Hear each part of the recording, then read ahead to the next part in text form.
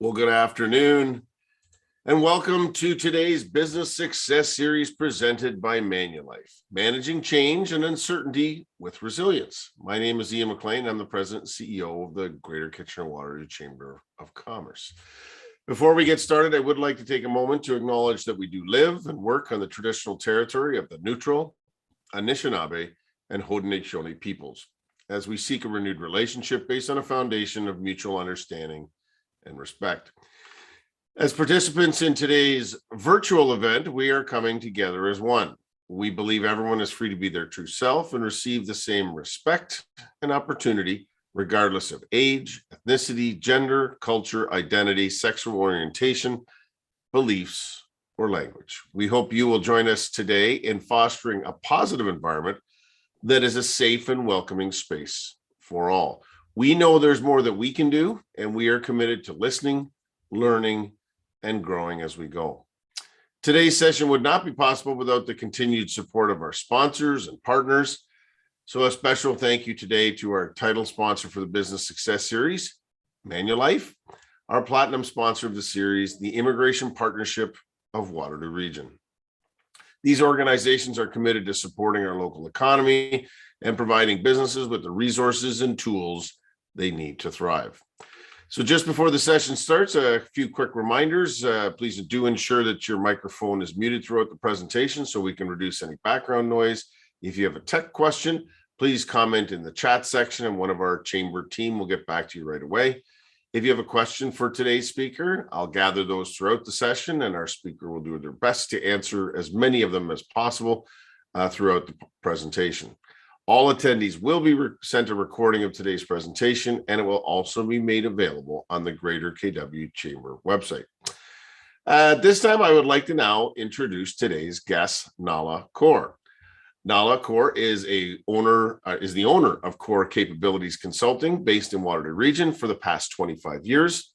Nala is a certified coach, facilitator, and consultant specializing in change management and emotional intelligence. She works with leaders in helping them to build high-performing teams using practical tools and strategies they can deploy immediately on the job. Welcome, Nala. Thank you, Ian. Well, and we are old friends. We've known each other since the early days. Or I guess one of the first people I met actually when I started the chamber 12 years ago, because you were around going to many of the events. And so maybe let's just start there. When did you start? I mean, we talked about it in there. What inspired you to start your own business in this field? Yeah, well, I'll be totally honest. About over 20 years ago, prior to starting my own business, I worked for many large organizations as an internal consultant and had been downsized a few times for various reasons. And the last downsizing I had was when I had worked for Clarica. Sun Life acquired Clarica. And I had that choice to make. And as many of us do during change, we hit that fork in the road. And up until then, I'd been accumulating quite a bit of knowledge around emotional intelligence, change management. I'd been supporting leaders within organizations on how to manage the human side of change.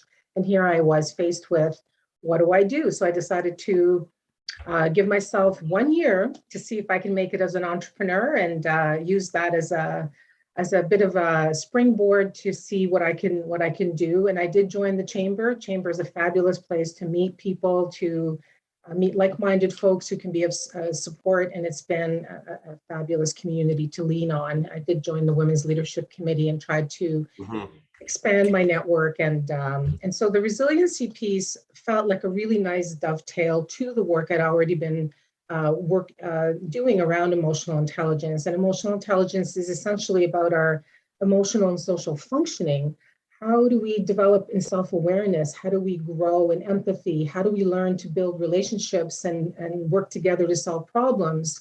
And leaning on that so heavily when we're going through a lot of change. And as we know, for the past few years, it's been unprecedented change on so many levels.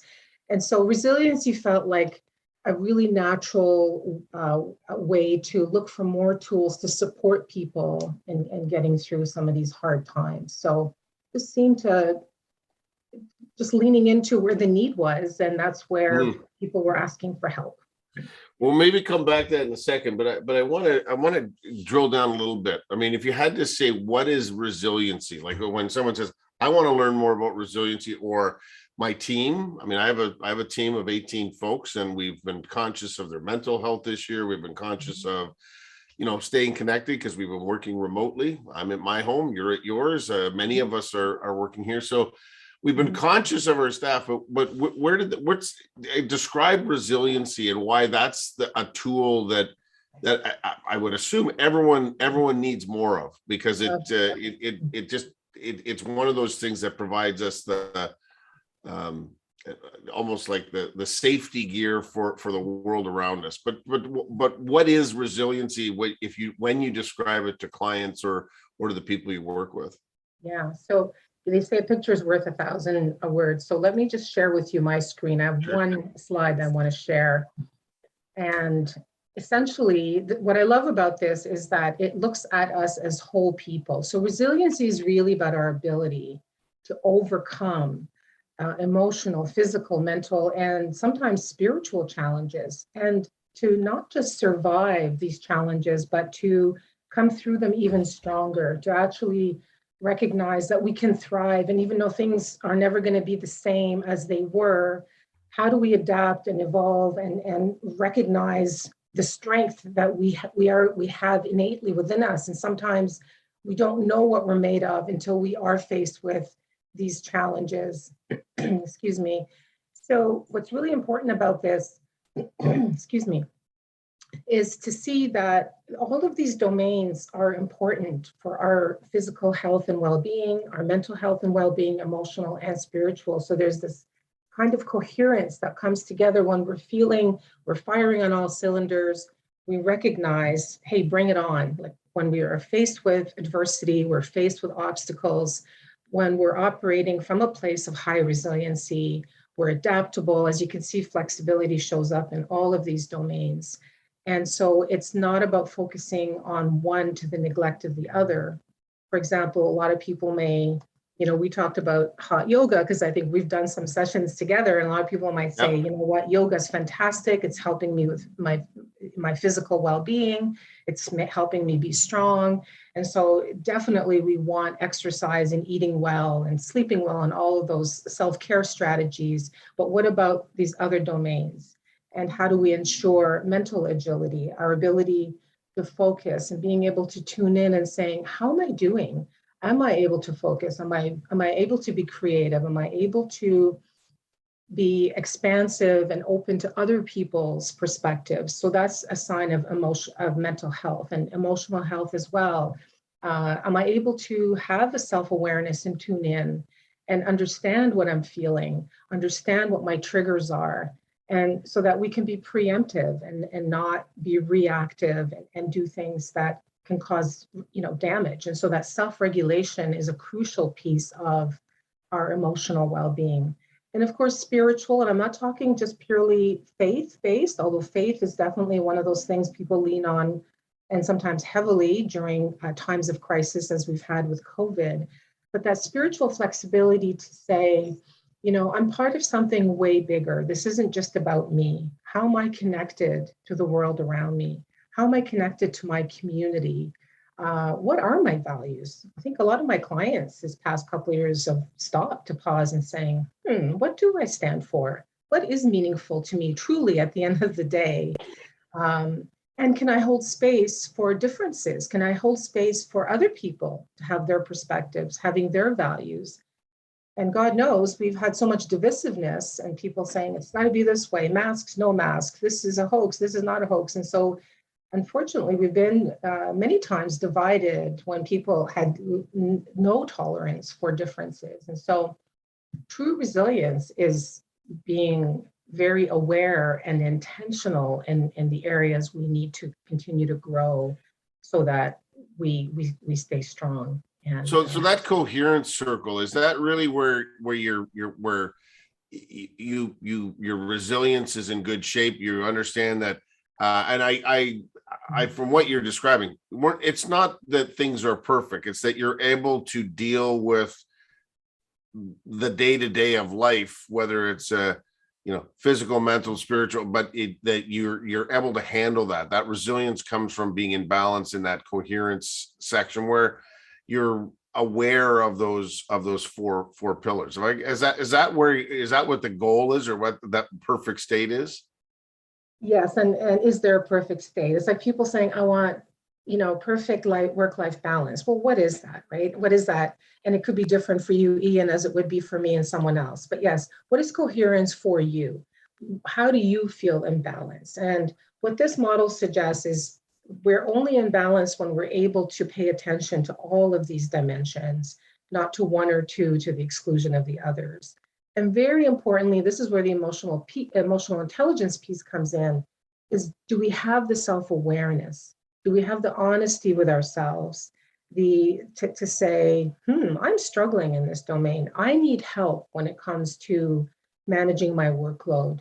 My kids are driving me crazy. I need support in being able to cope.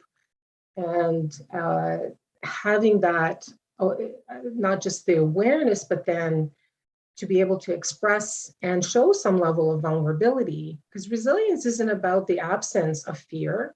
A lot of times we're afraid, we're terribly afraid that we're somehow not measuring up, that we're failing our children, that we're not able to do as much as we ought to do. And so it's not about always being strong and courageous and fearless. It's actually the opposite. So it's being able to have enough authenticity to show that vulnerability and say, here's where I'm doing okay, here's where I'm not doing okay, and what are the support systems that I need to take care of myself? Because we are at the heart of this, right? And the stronger we are, the better than we're able to be for others. And Okay, as you can imagine, as a leader, of course, this is why I like to work so much with leaders, is the more I can help them be strong and authentic and open and honest, then they're giving permission to their staff to do the same. And then now we have a dialogue. Now we have some openness. Okay, so let me ask it this way, and then I'm going to use a couple of examples which are will be familiar to many. So what is it about these any time of change that really challenge resilience for individuals? Is it the uncertainty? I mean, I guess what I want to get at is, when there is these periods of uncertainty or change, either of those two things, it does challenge us to keep in many cases, for me, it's staying positive when things aren't going the way that you want to, or you've hit a bump along the way. So you got to stay positive. But those challenges require us to dig deep. And I think there's the obvious examples that come up. But what is it about those disruptions in times of change that challenge resiliency? That's a great question. And as you know, as most people could probably relate to this, human beings generally don't like uncertainty. When people say they love change, what are they really saying? They're saying that they love change that they can control. We don't like being out of control. We don't like uncertainty and discomfort, as you say.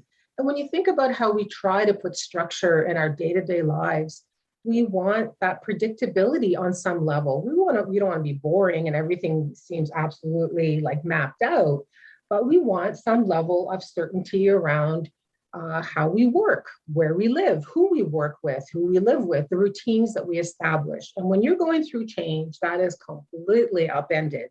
And the bigger the change, of course, so if you think of the pandemic and all that's happened, one change creates this ripple effect. And now we're going to work differently. Now we can't meet in person. So now we have to learn how to use Zoom. And so this learning curve and all of the discomfort that comes with learning something new, even with technology. Here, you and I were trying to figure out how to, make sure we're here and that we just even those little things. So imagine that compounded exponentially when one change creates more change, and we don't feel like we're on stable footing. So we, in change speak, we talk about being in free fall. Right? So you go from what you knew. You kind of sort of see the future maybe, but it looks really gray and uncertain. And now you're in this transition. So it's actually less about change and more about what are you asking me to do differently than I used to? How much effort is that going to be? How much hurt is that going to create? How much maybe embarrassment about, I don't know how to do what you're asking me to do. So there's just so much going on for people and trying to assimilate all of that. And so change can really create so much fear, but at the same time, that's where the creativity happens. That's where the opportunity for self-discovery happens. You don't know what you're made of until you're faced with adversity. Now, I know this is maybe a function of getting older myself, but I think is it true, or your experience, the older you get, the harder change is? I guess that would be, I would posit that that's probably the case. And that makes that change and that search, or that state of resiliency, that is what I presume, well, what we're saying is the healthy space. Does that make it harder the older you get, because you're so used to the way it was, or the job you had, or take your pick? Does that play into it? And how do you deal with folks that have, like I presume it's different for a 30-year-old and anticipating change than it would be for, I know I'm not the greatest with change at, I know I don't look it, but 53 is a lot different than I would have been 20 years ago, because you kind of expect it at certain stages in your life. Yeah, that's a great question, Ian. And my answer is going to say it depends. It depends what you're trying to learn. I just came across some research done by a gentleman by the name of Arthur Brooks, and he writes for The Atlantic, and he wrote a book called From Strength to Strength, and he references how the happiest and most successful people know how to make transitions well from the first half of their life to their second half of their life. So in the first half of your life, you're being innovative, you're growing in your knowledge and your skill. It's sort of that cognitive executive function, you're growing and you're building and you're developing your subject matter expertise. Imagine like a pro athlete or artist, but we all hit that peak in our lives and our careers where it's like, I'm done. This hard drive is full. And I don't have the same energy. I don't have the same joy even that I used to derive from the work I did.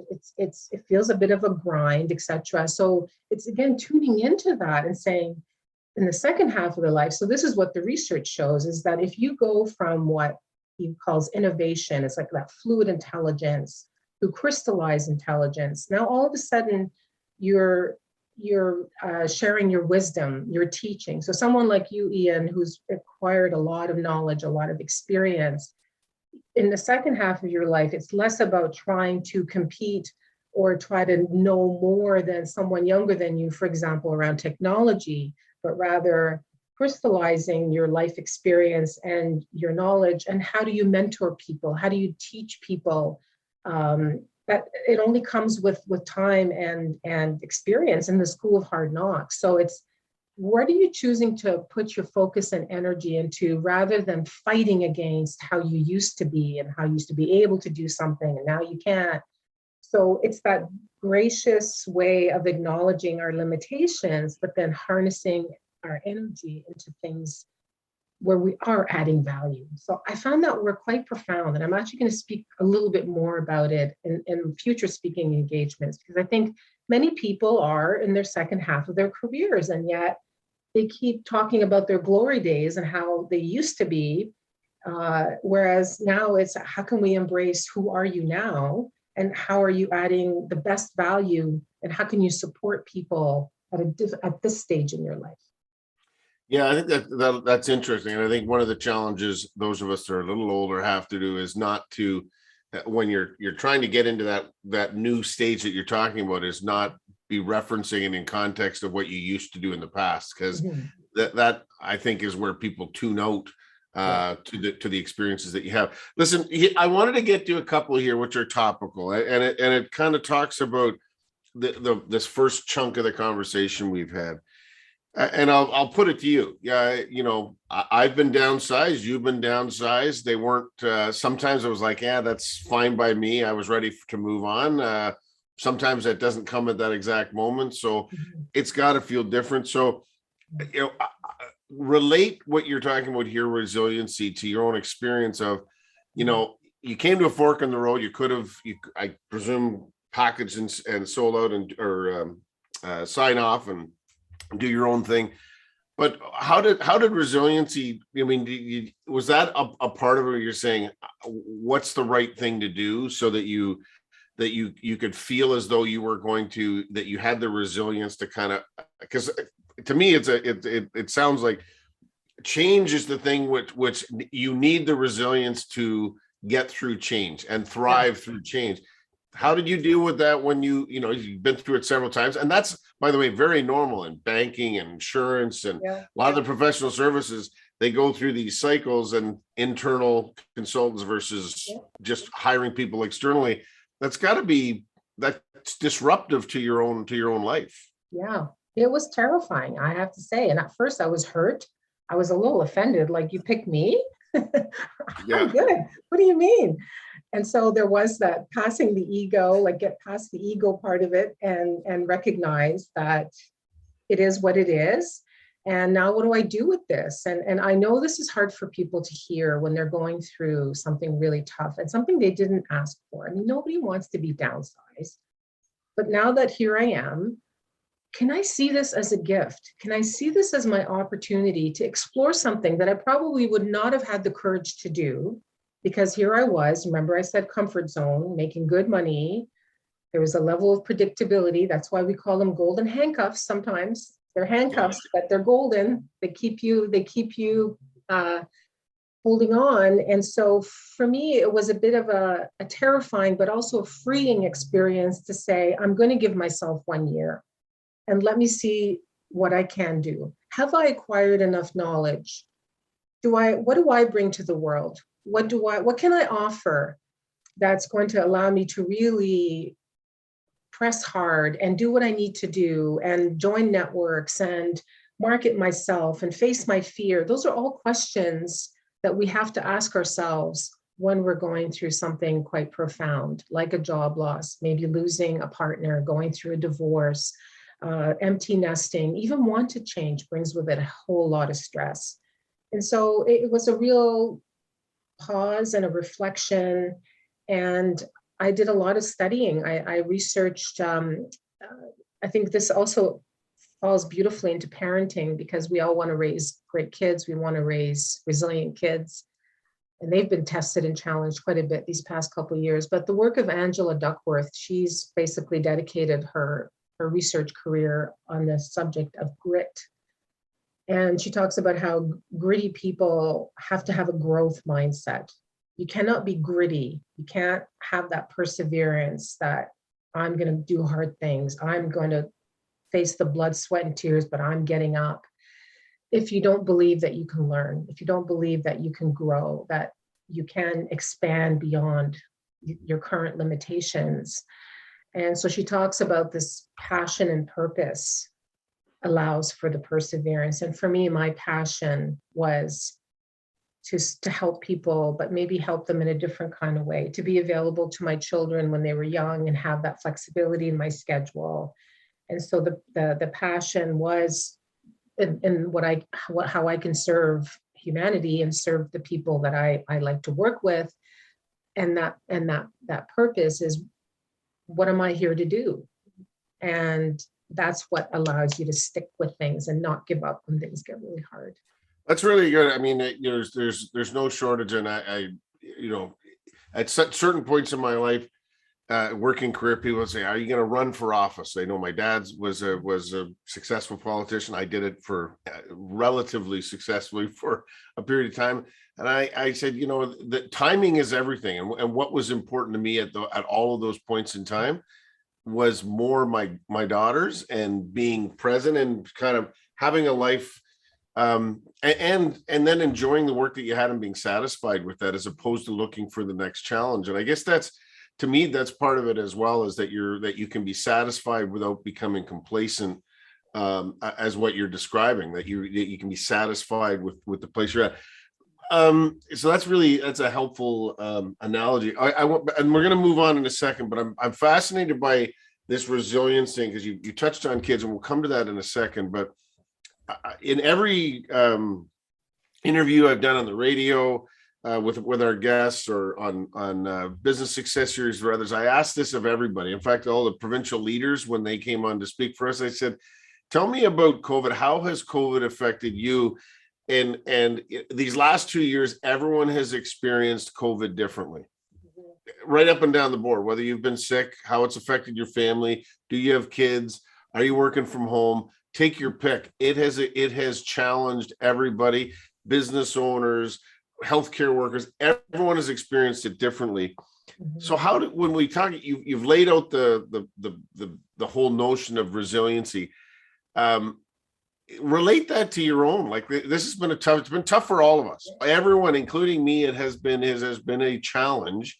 Yeah. How has COVID challenged your resiliency, and what did you rely on? It was one of the darkest periods for me from a business perspective. I did show a lot of gratitude around. I mean, I had huge empathy as well for parents, for example, with young children, but mine are 23 and 25. Although my daughter had to finish school through COVID, graduate, getting her diploma mailed. She only just had the opportunity to walk across the stage. So I posted that. I was so proud of her. So just seeing how much people have lost and what they've been robbed of. And so I didn't want to just make it all about me. And so for me, it was, okay, I'm struggling. I almost went out of business, to be honest with you, Ian. The first 4 months, I went from having all of my bookings, all of my speaking engagements, all of my teaching, all of my coaching canceled because we were not allowed to meet in person. And oh my God, how do I create connection? How do I shift to on Zoom learning? How do I do breakouts? I don't know how to do breakouts. I never even knew what Zoom was before COVID. Exactly. Yeah. And so it was one of those pauses again, and like, what do I do? Like, do I just hang up okay, great, you've had a good run, 20 plus years. And I thought, well, a lot of my clients were loyal. They reached out. They said, is there something you can do for us on resilience, on self-care? People are struggling. I started doing work with some folks in the long-term care and healthcare. I designed a series of resiliency workshops that I was able to launch online. I ran free sessions. I did everything I could to stay visible, but at the same time, again, feel that I had a purpose. Maybe this was happening for a reason that would allow me to do good in a different kind of way and still lean into the discomfort. My stomach was churning constantly, trying to figure out how I create that human connection on digital screens. So it's been a journey, 2 years of it. And I still feel like we're still trying to figure it out. And now all these organizations are trying to go hybrid, and how do we create that, human connection, but people don't want to come back to work full time. So it's a constant shift. And I don't know that we've fully ridden the wave, but I am hopeful because I've seen, we hear in the news about all the bad things, but I've seen people rise up over and over and over again. Yeah. And I'm impressed. I couldn't agree more. I think I relate the same way. I mean, as you know, you come to many of our events. Prior to March 2020, we would do, if you include all our peer-to-peers, somewhere 150 to 175 events in a year. Like, that's one every 2 days. And we went, and that all of those were in person. Not one of them was remote. We didn't do remote. We didn't know how to do remote. And it gave, the stress that came from that, certainly for me, going to the board saying, I have no idea whether we're going to have a massive deficit or not. But I think what we leaned into and the board did was, we need to be resilient and support the people that we serve. And you know what, resiliency, I've been looking forward to this because that's exactly what my staff did. I just said, what are we going to do? And within, it took a couple of months. We said, we're going to support, much like you did. We're just going to make ourselves available to serve the members. But my recollection of it was, got to do something. How are we going to deliver our programming? And maybe we had a little bit of a benefit, as I never believed it was going to be 2 weeks or 3 weeks or a month. I mean, I kind of got the sense it was going to be a while. But within 6 weeks, my staff in every aspect of what you did said, yeah, here's how we might want to think about this. And it was very stressful as you're going through it, but there was an excitement about it too, where we said, we can do this. So that resiliency That's was something resiliency. that, yeah. That's that. And I will commend you, Ian. I remember looking to those emails. I gave all of the guidelines, the links, everything was synthesized into one email and it was accessible. The hop on conferences, you guys, I didn't even know what hop on was, but hey, there we were. Yeah. And it got to the point where nobody wanted to meet in person anymore. Like, it's like, no, this is comfortable. And I guess as we come out of this too, because we're I think we're in the home stretch, right? Because I don't believe we're there. We're going to have some bumps along the way. Yeah. So, which means there'll be some combination, what you've described, of saying, are we working at home all the time? Are we working in the office? There'll be some combination. We might have some waves, but people, I think their resiliency is saying, oh, when we see that next bump, it doesn't mean the end of the world. We can manage through that. And I think that in a strange way, it has, people have had to develop resiliency, but it is one of those things that is a learned skill. You can do it in the short term as a survival mechanism, but it's taken, and I think entrepreneurs in small business that you would work with, or certainly we do, they do that day in and day out. And so they develop that skill more than they think they do. But anyways, I want to go to, and this is important for all of us who are professionals, working in the workplace, making sure our kids are more resilient, because I think the world is different than it was when we were growing up. And I don't say that always is a good thing, but it is what it is. How do we support our kids in being more resilient, especially in light of COVID has been a challenge, certainly with online school, and that, disconnection between both their other, teachers and adults, but their friends as well. But it's been tough to watch a lot of kids who have not thrived. Yeah. What do we do to support them in having the skills for that resiliency? Yes, it's a great. And so I'm going to preface this with saying that I know every parent wants to protect their children from hardship. Every parent wants to make sure that maybe they don't struggle the way they struggle, etc. So number one is we actually need to be role models for our children.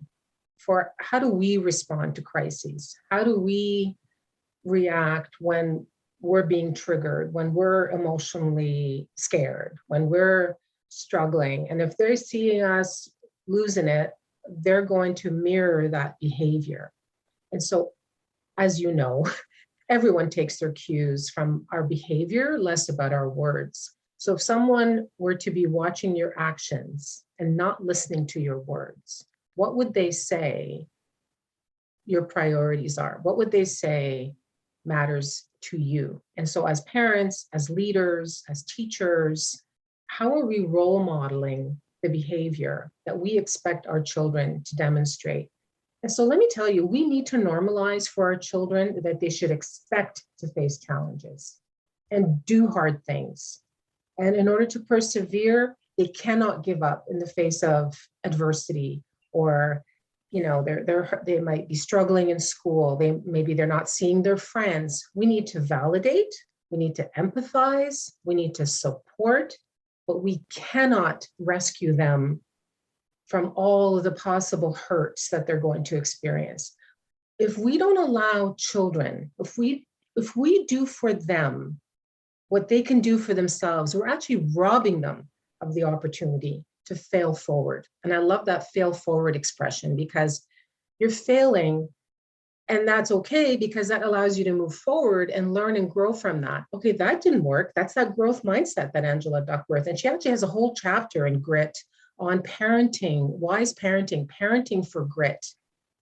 And so we want our children to be gritty. We want them to understand that life can be hard. We want them to learn to do hard things. And so when we set that expectation that, the roads aren't going to be paved with people smoothing things out for you. That means maybe not advocating for them when they could advocate for themselves. Maybe when they are crying and hurt that their best friend doesn't want to play with them, we can help them strategize and problem solve and reframe and get without calling up the teacher and calling up the parents and rescuing.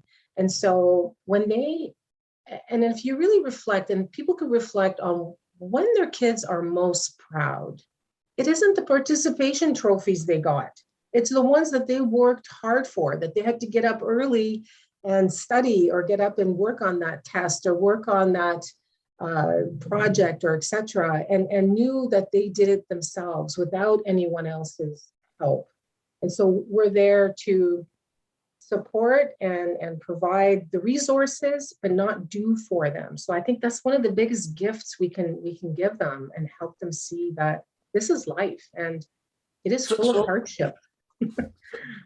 So I mean, actually, that's a good point. I mean, I was thinking about this as we were before we started and saying, geez, there's probably a lot I need to learn about resiliency, and that's probably true. But we probably also know more as parents about resiliency than we give ourselves credit for, and are probably are able, if we choose to teach our kids about resiliency. I mean, being a parent is about being resilient because stuff does not go right. 99% of the time, it doesn't go right. Like right along the spectrum.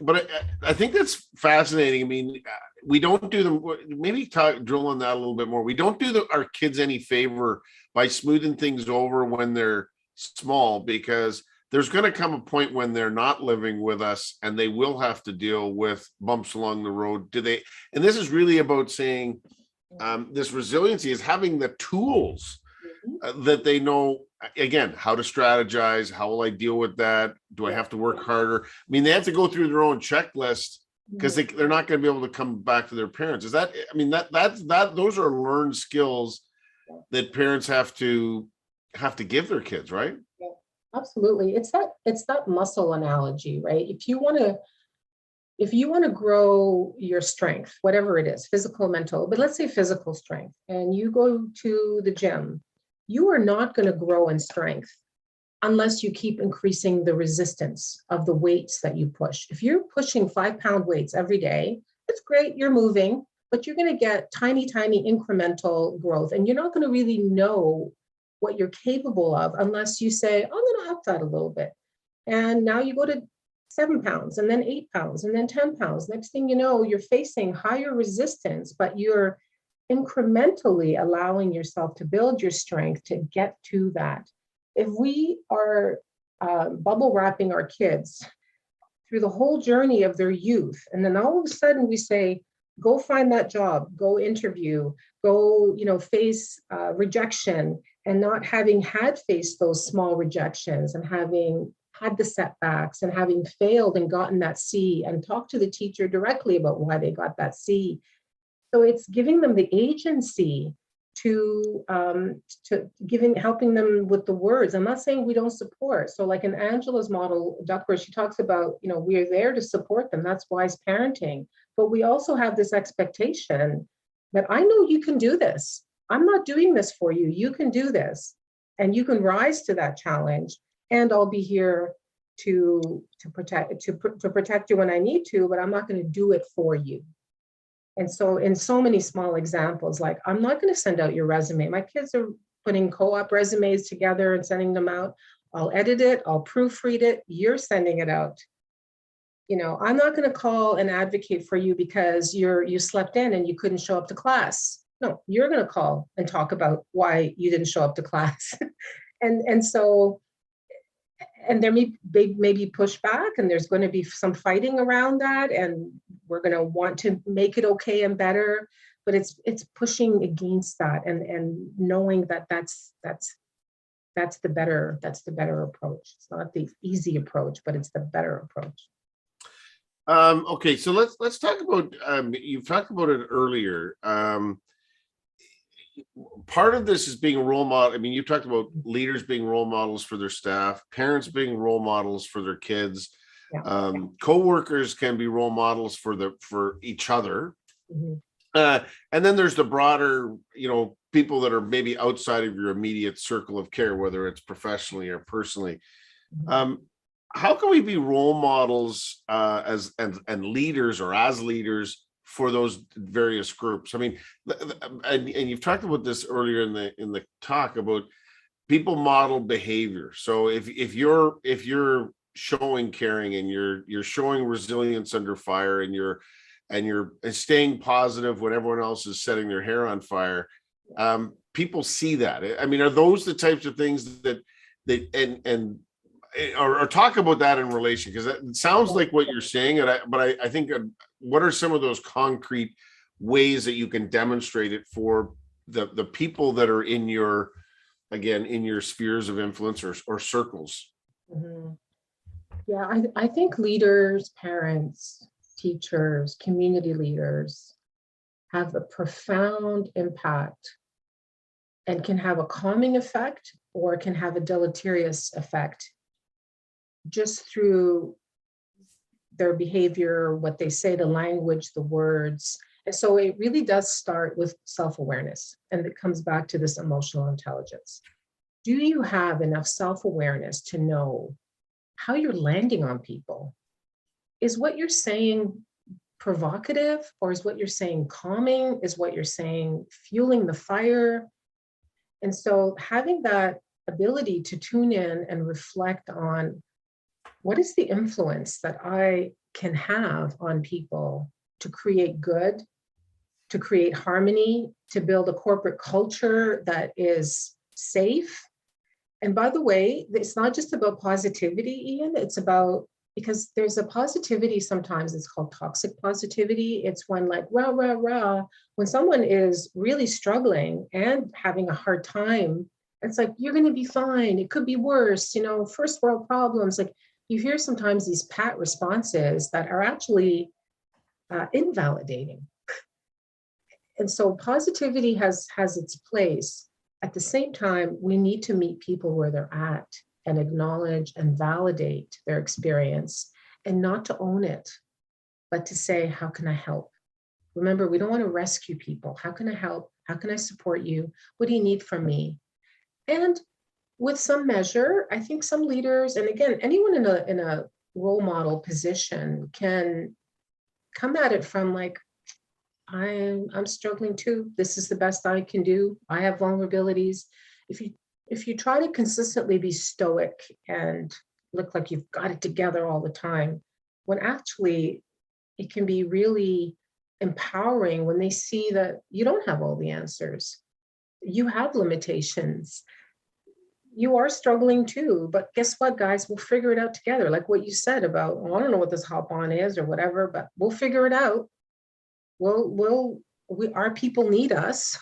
So let's get our collective brains together and make it work. And that's Yeah. scary for a leader to say, I don't want to. Well, You can't say I don't know all the time, but I think it's that's helpful, is that what you've just said is leaders need to be able to say, I don't have the answer, but we're going to find it together. And sometimes, I mean, the part that leans on resiliency is that is very discomforting.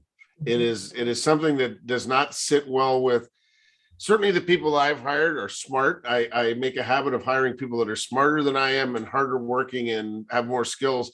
But when they kind of say, geez, I don't know how to do that. I mean, some of it is that resiliency is saying, we got this. We're going to find a way to deal with that, which is not the same as we have the answer. It's we can do it together.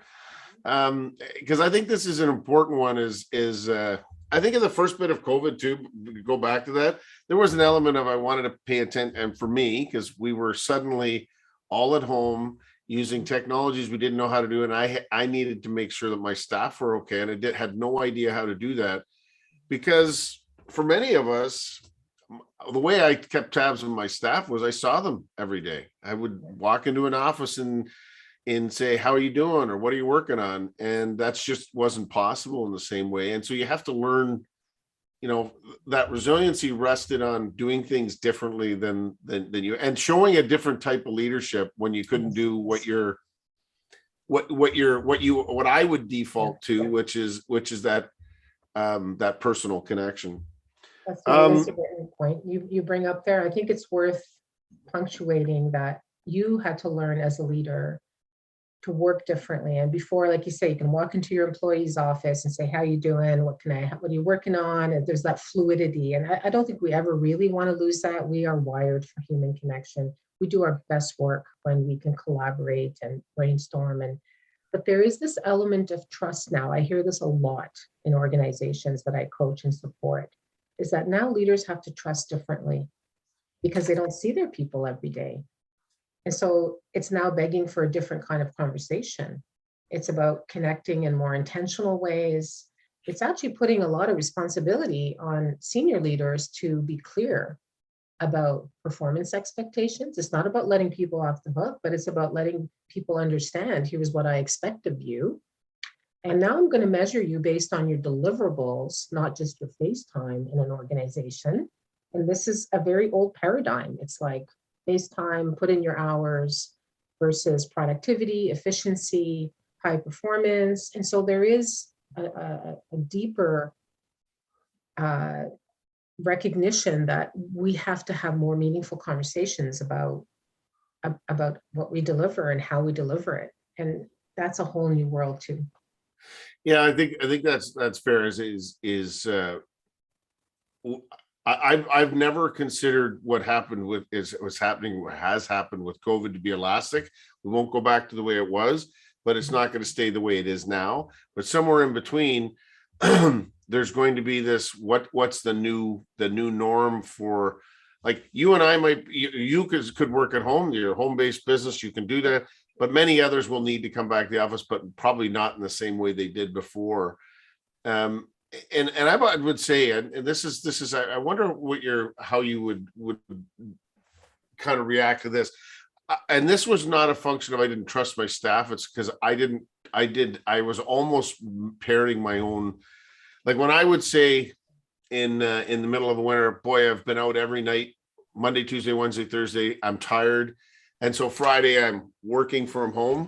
Working from home meant I was sleeping in till 9 o'clock and taking a morning to kind of regroup because I was done.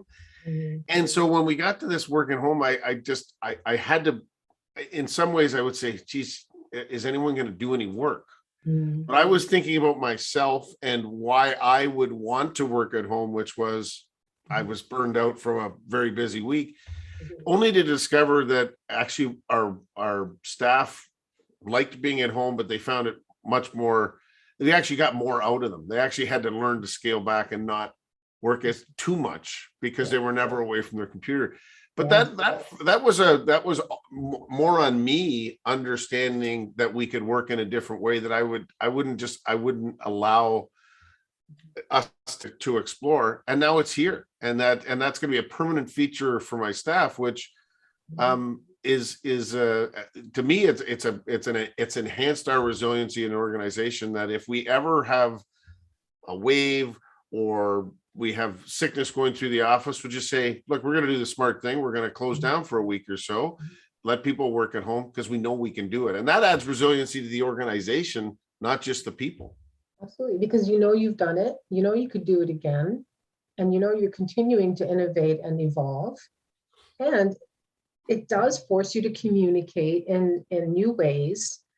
And so it becomes a shared responsibility. And so this is where I coach leaders to say, you have to trust that people want to do good work. You have to trust that people really want to contribute.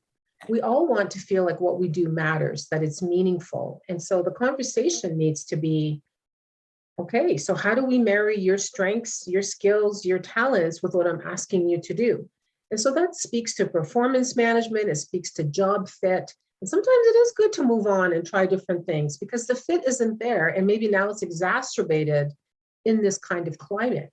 So we can look at these as opportunities, as gifts to say, this is my chance to reassess. I can't tell you how many people have said that. This is my chance to reassess.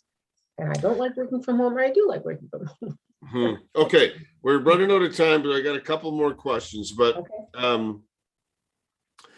as we wrap up, let's kind of pull all these because I've been all over the map today, but I've been finding it fascinating. So I've been kind of pulling on different threads. But what are some specific strategies that can help all of us continue to build our own resilience? And so what would you recommend, maybe in two ways? Is it for the leader and then for just individuals that are in a workplace? Yeah.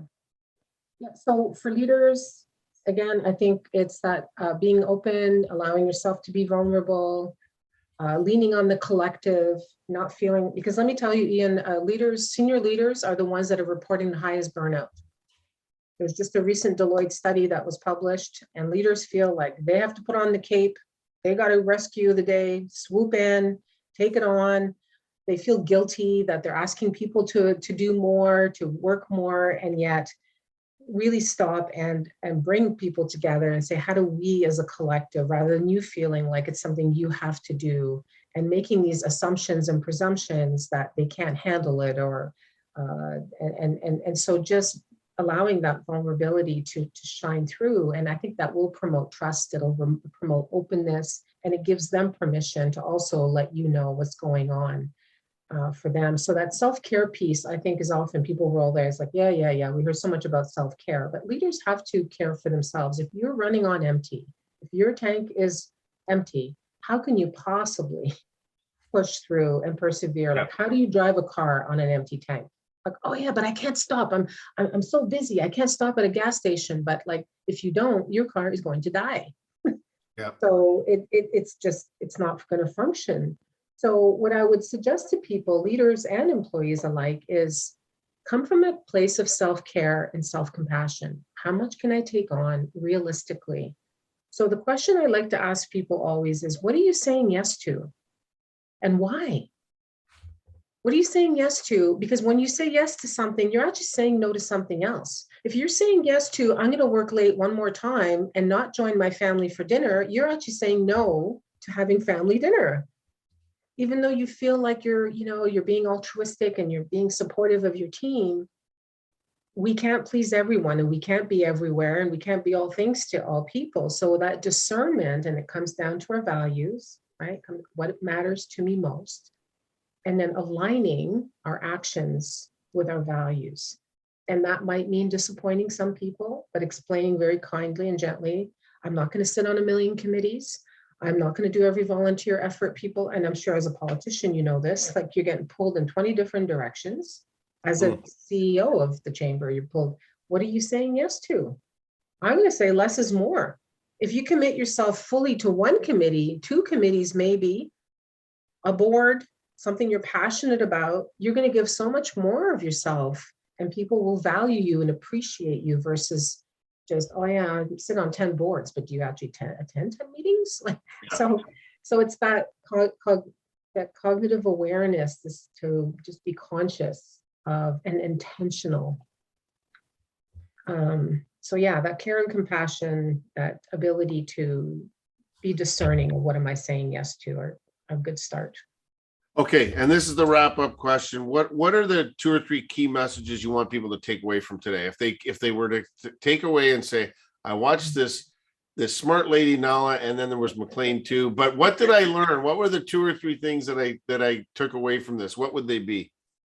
We all have the capacity to be resilient. You are powerful beings. We are strong. It's actually part of the human condition that we not only survive, like look at the evolutions that we have had, and the innovations, and that comes from going into uncharted territories. So don't be afraid of doing hard things. Don't shy away from change. Like maybe if you can lean into the discomfort, understand that pain sometimes is actually a clue to something that you need to maybe do a little differently.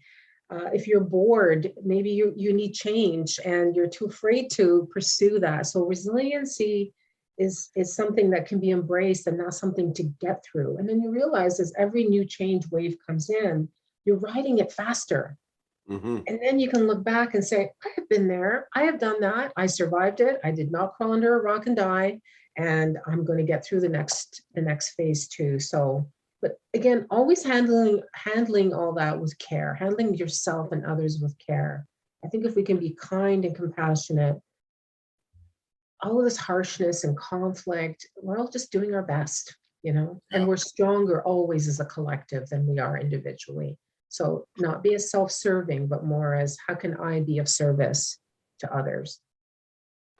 Awesome. Listen, really appreciate you spending time. I know it's you're busy and you've got serving many clients, and so thank you for joining us today. Now, we really appreciate your expertise and your commitment to the chamber. You've been very active for a long time, and it's appreciated. Thanks for joining us today. I really appreciate the opportunity.